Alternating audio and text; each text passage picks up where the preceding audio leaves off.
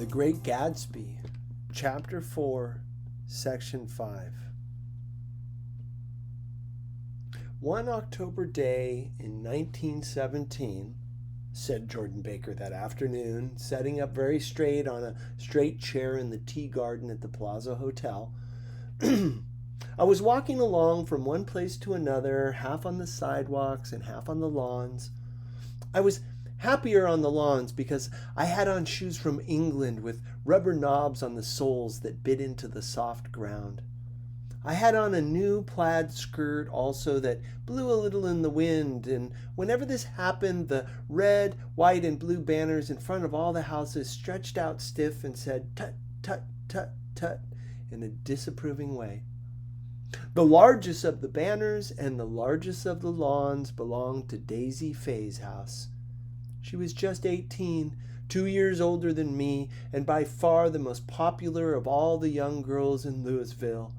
She dressed in white and had a little white roadster, and all day long the telephone rang in her house, and excited young officers from Camp Taylor demanded the privilege of monopolizing her that night. Anyways, for an hour. When I came opposite her house that morning, her white roadster was beside the curb, and she was sitting in it with a lieutenant who I had never seen before. They were so engrossed in each other that she didn't see me until I was 5 feet away. "Oh, hello, Jordan," she called unexpectedly. Please, come here." I was flattered that she wanted to speak to me because of all the older girls, I admired her most. She asked me if I was going to the Red Cross and make bandages.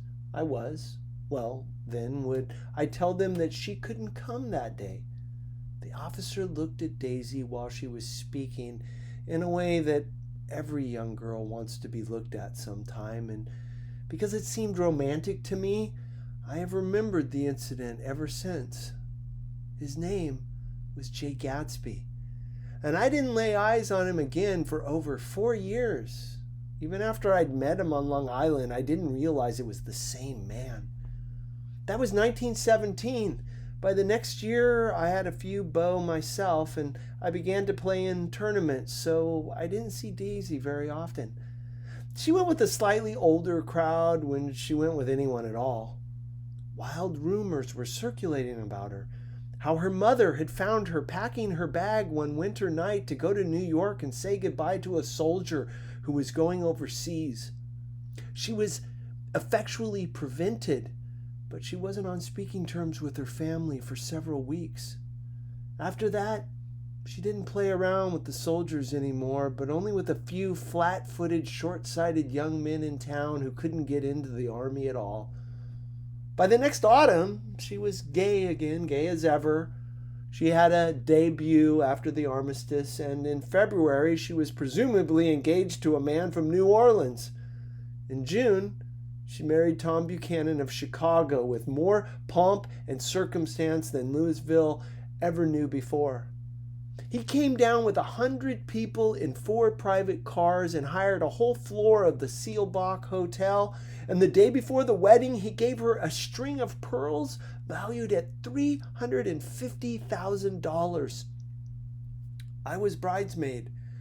I came into her room half an hour before the bridal dinner and found her lying on her bed as lovely as the June night in her flowered dress, and as drunk as a monkey.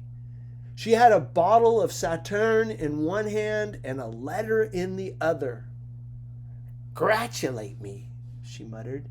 "Never had a drink before, but oh, how I do enjoy it."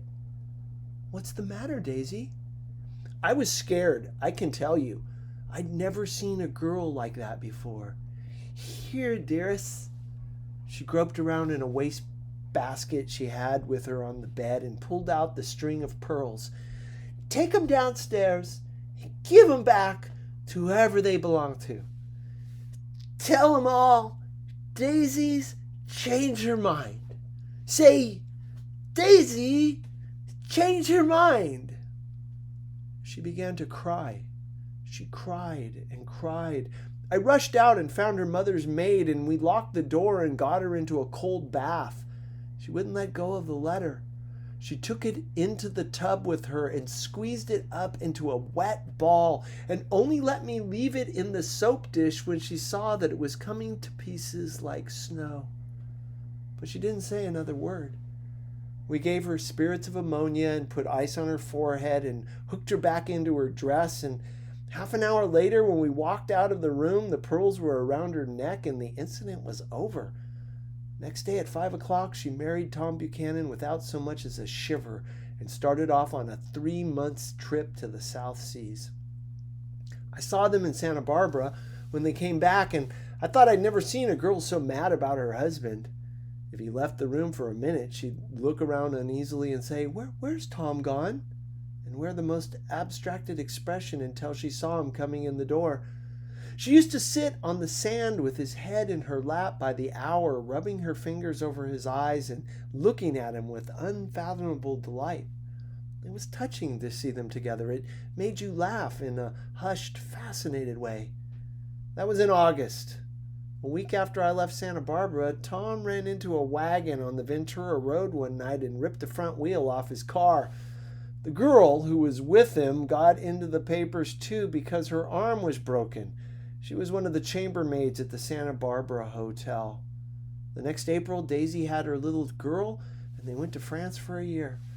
I saw them one spring in Cannes and later in Deauville, and then they came back to Chicago to settle down. And Daisy was popular in Chicago, as you know. They moved with a fast crowd, all of them young and rich and wild. But she came out with an absolutely perfect reputation, perhaps because she doesn't drink. It's a great advantage not to drink among hard-drinking people. You can hold your tongue, and moreover, you can time any little irregularity of your own so that everybody else is so blind that they don't see or care.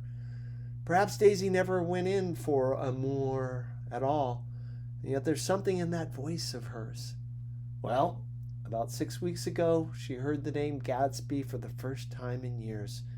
It was when I asked you, do you remember, if you knew Gatsby in West Egg?